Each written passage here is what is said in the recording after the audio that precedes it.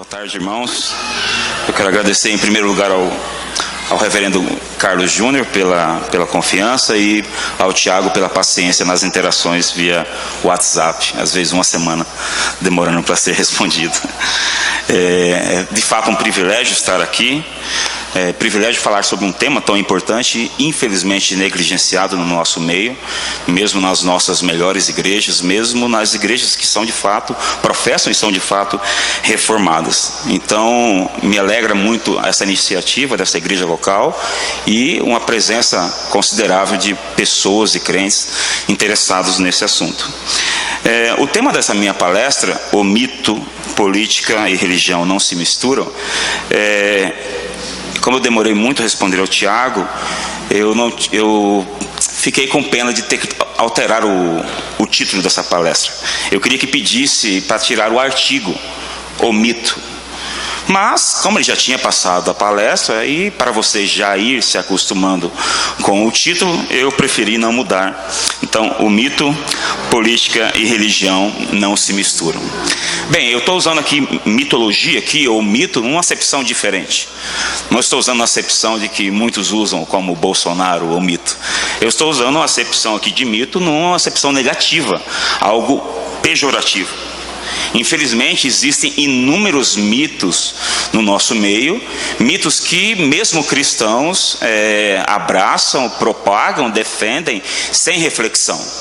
Por exemplo, um dos mitos muito comuns no nosso meio, mitos que até viram provérbios e adágios, é que errar é humano.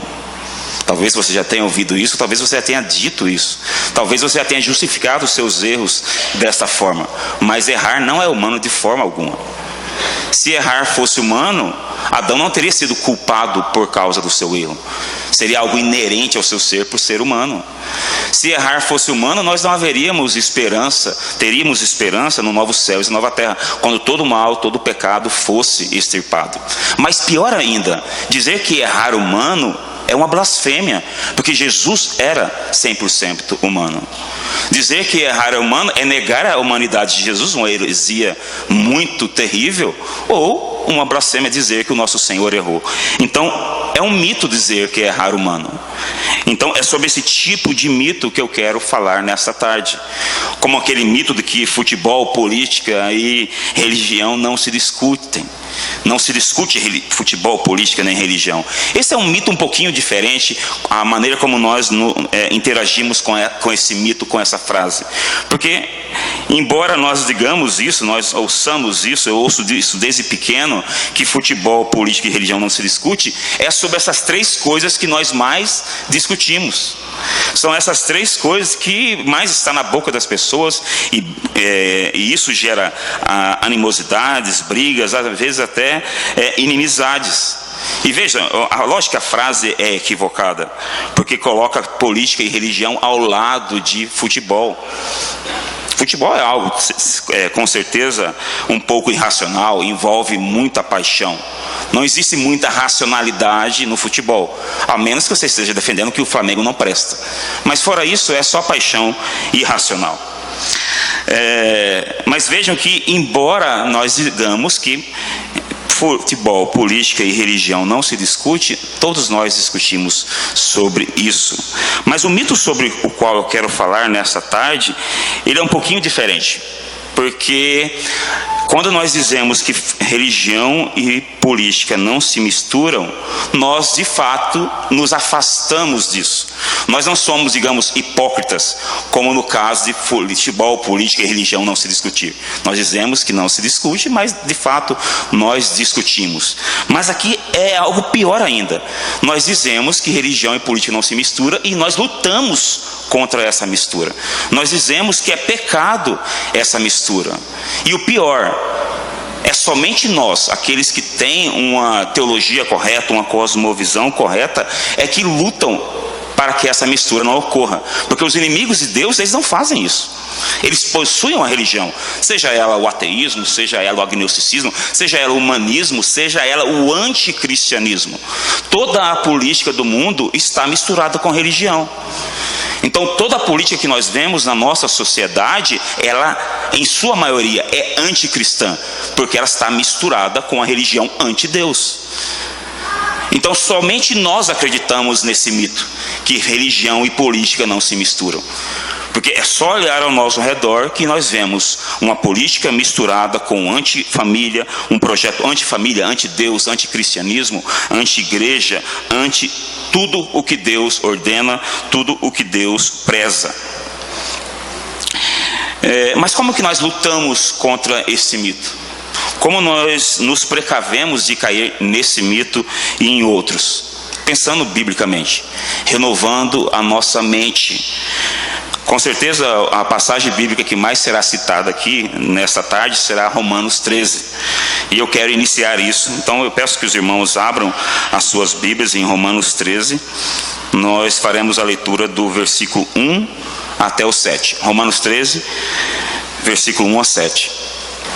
Diz assim o apóstolo Paulo, inspirado pelo Espírito de Deus: todo homem esteja sujeito às autoridades superiores, porque não há autoridade que não proceda de Deus, e as autoridades que existem foram por ele instituídas, de modo que aquele que se opõe à autoridade resiste à ordenança de Deus, e os que resistem trarão sobre si mesmos condenação. Porque os magistrados não são para temor quando se faz o bem, e sim quando se faz o mal. Queres tu não temer a autoridade? Faz o bem e terás louvor dela, visto que a autoridade é ministro de Deus para teu bem. Entretanto, se fizeres o mal, teme, porque não é sem motivo que ela traz a espada, pois é ministro de Deus, vingador para castigar o que pratica o mal.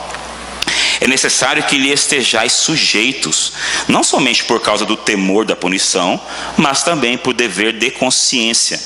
Por esse motivo também pagais tributos, porque são ministros de Deus, atentando constantemente a este serviço. Pagai a todos o que lhes é devido. A quem tributo, tributo. A quem imposto, imposto. A quem respeito, respeito. A quem honra, honra. Então Paulo aqui claramente ele mostra que existem dois tipos de deveres nessa esfera pública, digamos. Existe o nosso dever como cidadão, como cristão, para com o Estado, algo que ninguém nega, eu creio. Pelo contrário, existe uma subserviência gigantesca a tudo que o Estado exige, mesmo que seja algo contra a vontade de Deus. Mas existe um outro dever, esse sim, muito negligenciado, que é o dever do Estado para com Deus. O Estado é ministro de Deus, ou seja, ele tem alguém a quem ele deve prestar contas. Não existe um Estado laico, no sentido que as pessoas usam hoje em dia. Um Estado que pode legislar em conta própria, ele ser a fonte da lei. O Estado laico, na mentalidade de muitas pessoas, é um Estado ateu, o que é um absurdo. Mas vejam que Paulo, o mesmo Paulo que ensina em Romanos 13 essa ideia de nós termos deveres para com o Estado, e do Estado ter dever para com Deus, em Romanos 12 ele diz o seguinte: rogo-vos, pois, irmãos, pelas misericórdias de Deus, que apresenteis o vosso corpo por sacrifício vivo, santo e agradável a Deus, que é o vosso culto racional.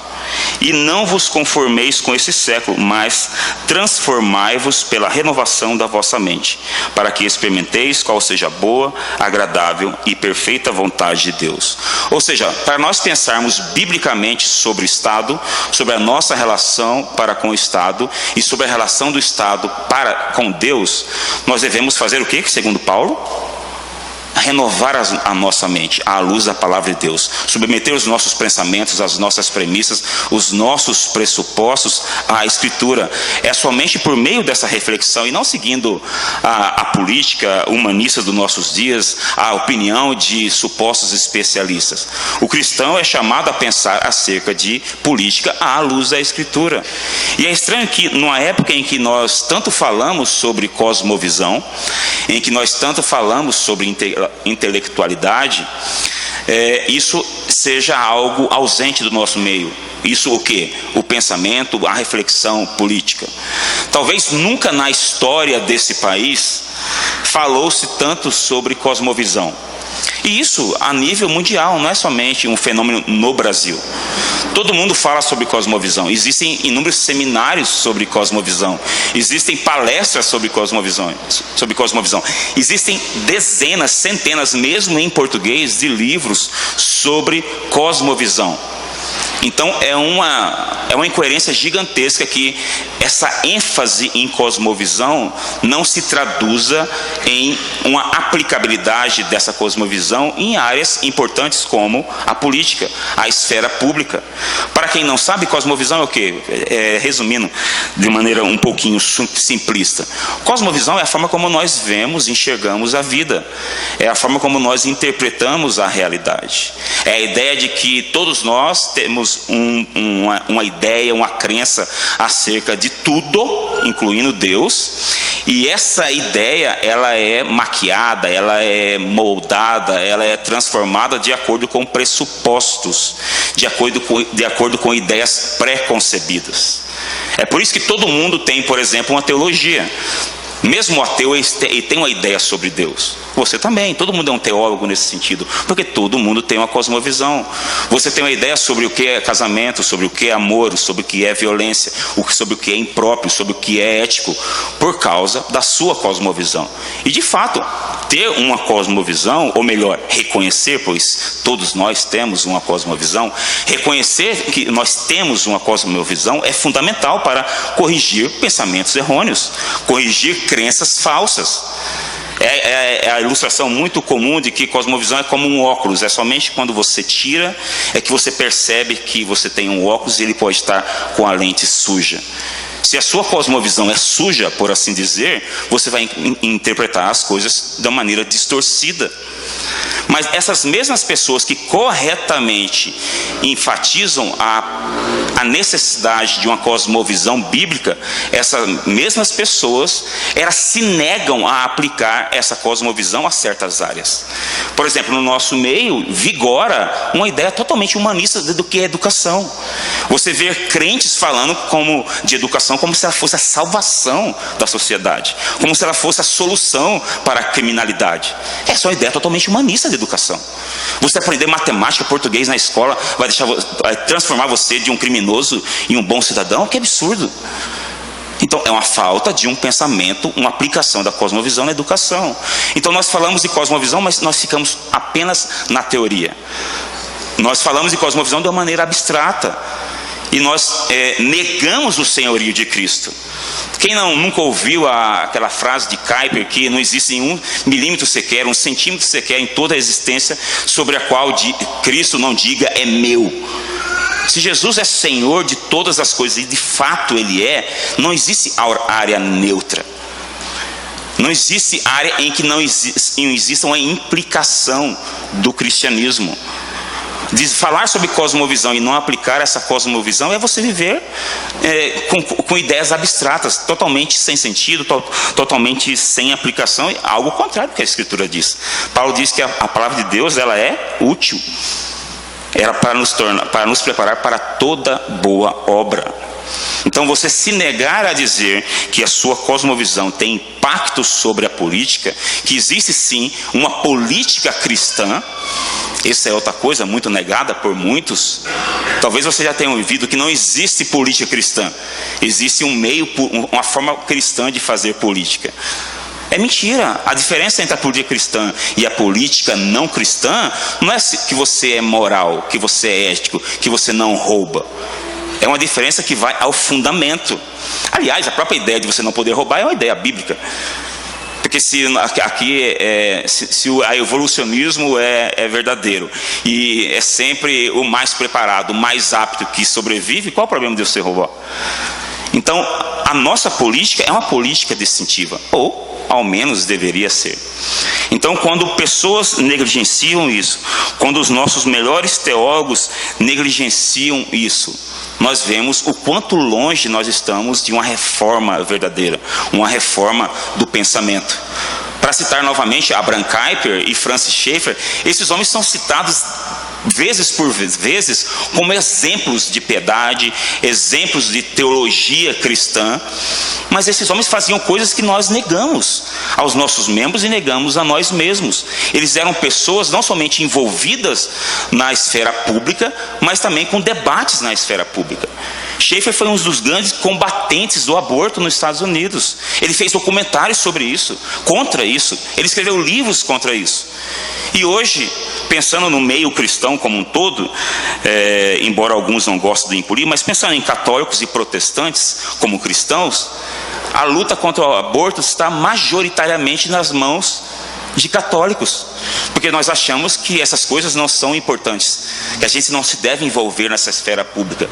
O importante é o que você faz aqui na igreja, né, nas quatro paredes, é uma vida de escapismo. Nós escapamos da realidade, nós escapamos da sociedade.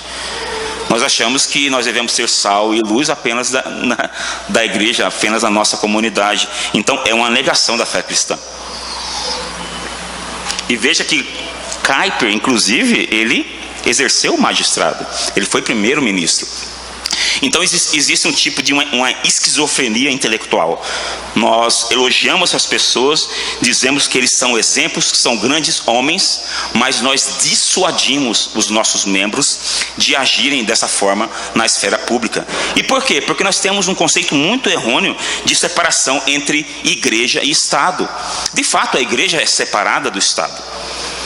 De fato, ela sempre deveria ter sido, embora a história mostre em diversos momentos em que o Estado interferiu na igreja e a igreja no Estado. Mas separação entre igreja e Estado não significa separação entre cristianismo e Estado.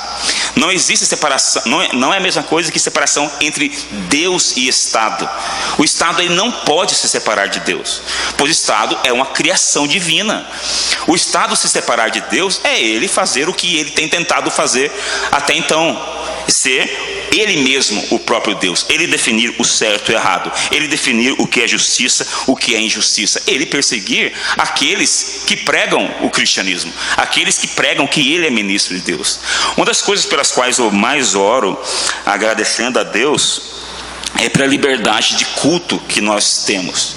Nós podemos nos reunir, pregar o evangelho, mas às vezes eu me pergunto, será que se houvesse uma busca do Estado para investigar os nossos púlpitos e ver se nós somos perigosos para o Estado, será que ele se preocuparia realmente conosco? Dos nossos púlpitos só procedem coisas concernentes à oração, não que isso não seja importante, não me levem a mal, a oração, louvor, que música cantar. Nós não somos nenhuma ameaça ao Estado, porque nós nos esquivamos desses assuntos. E vejam que, embora muitos pastores, como reflexo dessa ideia de que religião e política não mistura, eles se isentam, eles acham e até se orgulham de não falar sobre política no púlpito. Eles se isentam de falar sobre contra a corrupção. O que essas pessoas pensariam de João Batista, que literalmente perdeu a cabeça por falar contra um rei que estava em adultério? Será que nós condenaríamos João Batista por ter feito isso? Será que nós condenaríamos o próprio Jesus de ter feito isso? Vejam, política e religião se misturam sim. Primeiro porque o pastor, um teólogo, ou nós como irmãos, nós devemos nos instruir mutuamente. E uma parte da nossa cidadania, uma parte da nossa vivência nesse mundo é ser bons cidadãos. Então você dizer que política e religião não se misturam, e no caso desses pastores que se recusam a falar sobre o tema, é dizer que ele se recusa a instruir os seus membros num assunto importantíssimo. É a mesma coisa de dizer que um pastor não pode auxiliar os seus membros na área da educação. Veja, isso é uma negação fundamental de um papel de um pastor. Por que os pastores historicamente são chamados de reverendo ou até de doutores? É porque eles tinham uma função similar àquela dos levitas e dos sacerdotes do Antigo Testamento. Uma função pedagógica, de instrução do povo. Então, eu sempre brinco que é esse pietismo de pessoas que acham que o que é importante é só a sua vida privada, o que você lê, o que você ora, e o mundo está entregue nas mãos do maligno e dos inimigos de Deus. Eu sempre brinco que esse pietismo, essa é a expressão técnica para esse tipo de cristianismo, ele deu origem ao petismo. O PT foi eleito porque inúmeras pessoas, inúmeros pastores se recusaram a condenar um partido que é totalmente contra o cristianismo, contra a família, a favor do aborto. Corrupção? Sim, tem corrupção, mas isso é secundário. A pior característica do PT não é a corrupção. É ser um partido comunista, socialista e totalmente anti-Deus. E inúmeros pastores, achando que eles estavam sendo fiéis a Deus, eles deixaram de alertar os seus membros sobre isso. Veja, é diferente você falar que o seu membro tem que votar nesse ou naquele candidato. É diferente de você dizer que ele não deve votar naquele ou no outro candidato. Você não pode obrigar ninguém a fazer nada, mas no mínimo você tem que fazer aquilo que lhe cabe, aquilo que é a sua obrigação, ou seja, denunciar o mal. Veja que a gente reclama tanto de imunidade parlamentar, mas parece que a imunidade parlamentar alcança até mesmo as nossas igrejas, né? Porque será que um político que defende pedofilia, como existem inúmeros casos no país, defende aborto, será que se esse político não fosse político e fosse um visitante da nossa igreja, será que ninguém falaria contra isso? Aí só porque ele é político, ele pode defender essas coisas e a gente não fala nada. Ele tem imunidade parlamentar para fazer essas coisas atrozes? Então, vejam, essa ideia vendida pelo mundo para nós, que religião e política não se misturam, eles têm interesse que a gente aceite esse mito, porque eles têm interesse que nós não os incomodemos. E historicamente o cristianismo, os pastores reformados sempre estiveram envolvidos nisso. Eles sabiam que as implicações do senhorio de Cristo, as implicações abrangiam a esfera pública. Deus não é senhor somente da igreja, ele é senhor do mundo. Se Deus ele levanta governantes, ele não levanta governantes para julgar em conta própria. Eles são ministros de Deus.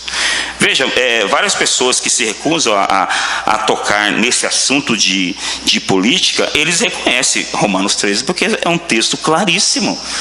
Romanos 13 fala claramente que o Estado tem que julgar, fala claramente que o Estado tem que punir.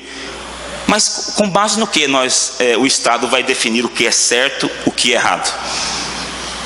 Veja, para você condenar alguém, para você julgar alguém e para você punir alguém, você tem que ter um padrão. O que é certo, o que é errado. O que Paulo fala assim, ó? Quando se faz o bem, porque os magistrados não são para temor quando se faz o bem, e sim quando se faz o mal. Agora, se o Estado ele não deve prestar contas a Deus, e se cristianismo, Deus não tem nada a ver com o Estado, como é que esse Estado vai determinar se os seus cidadãos estão fazendo o bem ou o mal? E é exatamente isso que acontece no nosso país.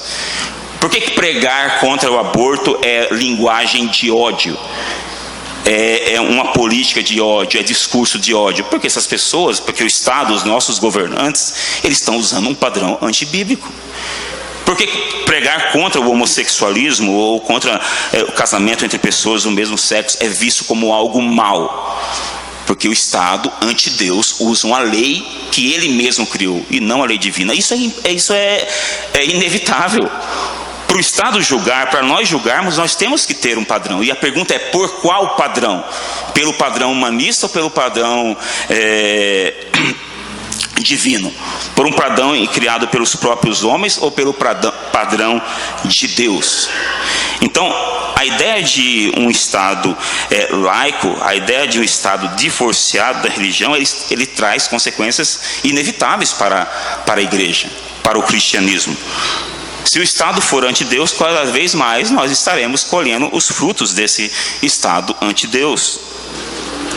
E veja que a falta de reflexão sobre o Estado, sobre o papel do Estado, sobre os limites do Estado, leva também a outras distorções, não somente a ideia de que nós não devemos discutir sobre isso, mas inúmeros cristãos, eles veem o Estado como os não cristãos veem. Para o não cristão, o Estado é o salvador, principalmente se ele for ateu. Então toda a solução dos seus problemas está na mão do Estado. É o Estado que vai resolver o seu desemprego, é o Estado que vai resolver a sua saúde, é o Estado que vai resolver todos os seus problemas. Então aquilo que Hegel disse, que o Estado é Deus andando sobre a terra, para essas pessoas é de fato isso. Eles dependem do Estado como salvador. E infelizmente inúmeros cristãos praticam exatamente isso. Eles têm isso, mesmo que eles não verbalizem isso, eles esperam do Estado algo que eles não deveriam esperar. Deveriam esperar de Deus, deveriam esperar dos irmãos, deveriam esperar da comunidade cristã. Veja, tem um livro que, permitam-me aqui a propaganda, um livro que a Monegismo publicou, eu não sei se está aqui, Adoração a Baal, antiga e moderna, em que o autor ele mostra como o que nós fazemos hoje, como a relação nossa para com o Estado é similar ao paganismo de anteriormente, similar à adoração a Baal, a um falso Deus. Ele dá o exemplo, por exemplo, de saúde. Se numa comunidade local alguém está padecendo de necessidade, ou se essa pessoa está com um grave problema de saúde, e a principal e a primeira reação da comunidade é procurar o Estado para cuidar da saúde desse membro que não tem condições financeiras, se a primeira reação da comunidade é procurar um advogado para forçar o SUS a atender esse irmão, nós estamos adorando a Baal. Mais que isso, Baal está fazendo com que nós não cumpramos mais aquilo que Deus pede que nós façamos. Baal está impedindo nós de praticarmos boas obras. A caridade deve ser exercida, Paulo fala, principalmente entre os da família da fé. Se as pessoas sofrem no nosso meio e nós esperamos que o Estado resolva o problema dela, é que nós deixamos que uma mentalidade do Estado como Deus nos impedisse até mesmo de cuidar dos nossos irmãos, de nós exercermos a nossa fé. O que Tiago diria sobre isso? Sobre a fé sem obras?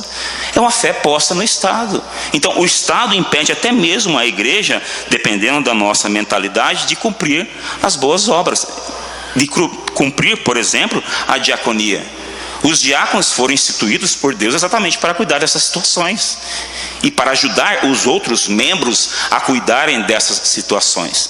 Mas nós achamos, por causa dessa mentalidade humanista, por essa falta de reflexão no que a Escritura fala sobre o Estado, nós achamos que isso não é competência nossa. Então que a pessoa morra, que ela fique no SUS, isso é uma vergonha. Isso mostra como é que nós estamos distantes de uma reflexão verdadeiramente bíblica acerca do papel do Estado, do papel da igreja e do papel do cidadão. E embora a igreja como instituição não deva se envolver com política, os cristãos devem fazê-lo. Nós temos inúmeros casos de corrupção no meio, no meio público, na esfera política, como reflexo desse escapismo. De alguns séculos para cá, mais e mais os cristãos foram se ausentando dessa área, pois achavam que era inerentemente má, inerentemente perversa. Mas qualquer criação de Deus, e o Estado é uma criação de Deus, ela pode ser corrompida, e ela tem sido corrompida pelo pecado.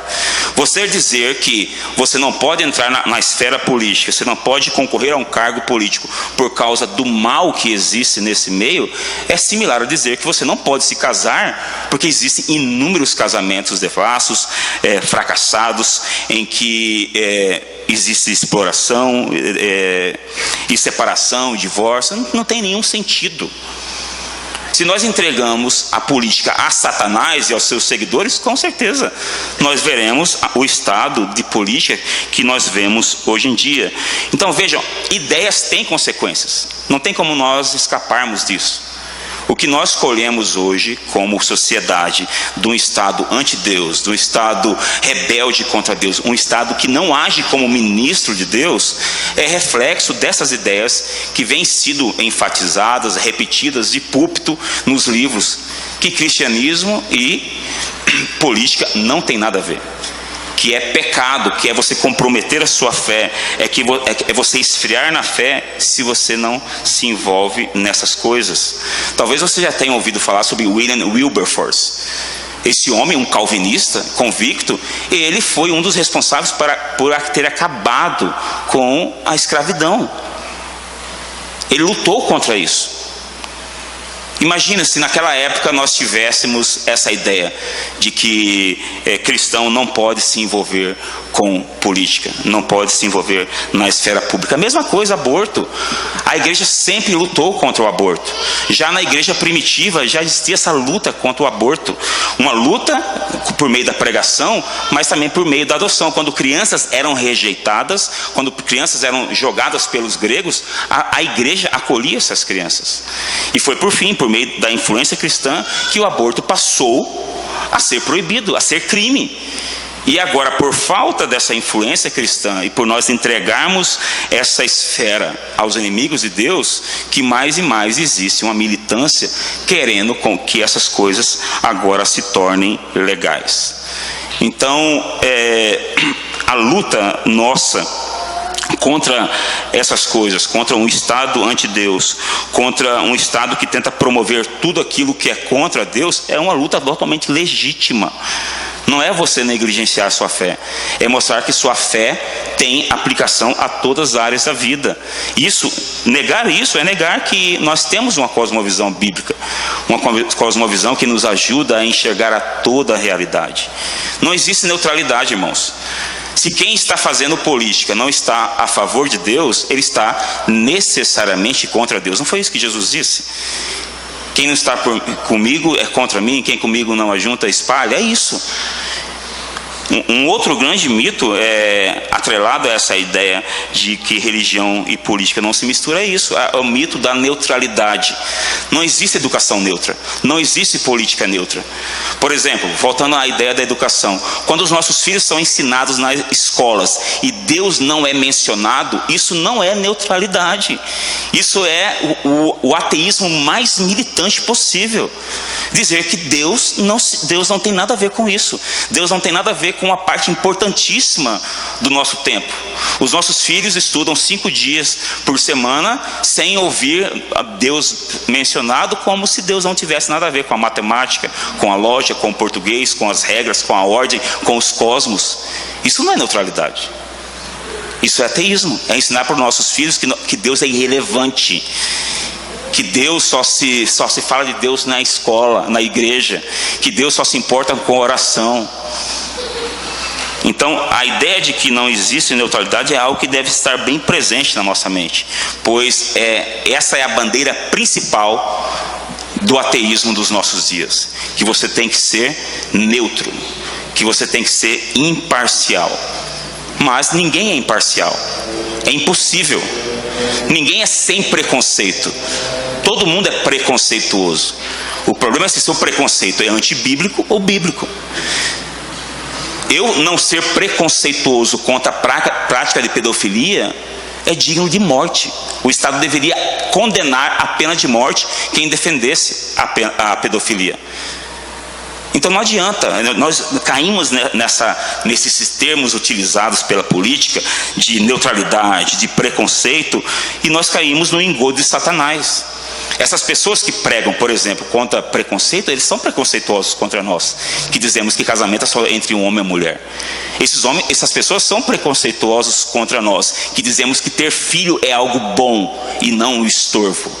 Então existe aqui uma batalha de cosmovisões, uma batalha de modos diferentes de ver a vida. E se nós entregamos uma parte dessa batalha, ou seja, a política a essas pessoas, nós estamos sendo infiéis a Deus. Não somente nós colheremos os frutos dessa negligência, mas nós estaremos pecando contra Deus. Então, o meu chamado a vocês nesta tarde é que nós reconheçamos que esse é um papel legítimo para o cristão. A igreja, ela com certeza não deve se envolver nisso. O papel da igreja é o quê? Pregar a palavra e administrar os sacramentos. Mas ao pregar a palavra, a igreja deve preparar os seus membros para se engajarem na esfera pública. Não é a igreja que vai fazer isso, são seus membros. Então nós devemos reconhecer que nós temos sim que lutar em favor de distintivos cristãos no governo. Algumas pessoas acham isso inapropriado, como se nós quiséssemos uma teocracia, mas isso é absurdo, irmãos. Os 10 mandamentos é uma ordenança bíblica, é cristianismo. Então não está no papel do Estado, da sociedade dita laica, escolher quais leis eles vão seguir ou não. Lógico, o Estado não é um pregador, o papel dele não é converter ninguém ao cristianismo, mas é sim julgar de acordo com a lei bíblica, ou seja, militar contra, punir o roubo, o latrocínio, o estupro, a pedofilia e coisas como tais, proteger a propriedade privada. E é contra isso que a gente tem que lutar. Contra a ideia de que o Estado não deve fazer isso e contra a ideia que o Estado deve fazer coisas além disso. Uma ideia bíblica do Estado, do que é o Estado, biblicamente falando, é uma ideia que reconhece que o Estado não pode passar dessa esfera. Existe uma esfera específica para o Estado. É por isso, por exemplo, quando o Estado é contra, por exemplo, para encerrar aqui, irmãos, com mais um exemplo. Quando o Estado é contra a ideia de uma educação domiciliar, o que esse Estado está fazendo? E, infelizmente, com o apoio de inúmeros cristãos que acham que, de fato, a educação domiciliar deveria ser condenada, proibida. O Estado está passando da esfera dele. Os filhos não são do Estado. Por mais que o ministro tenha dito aí que o papel do Estado é proteger os filhos dos pais, que absurdo. A esfera do Estado é a aplicação da justiça, segundo Romanos 13.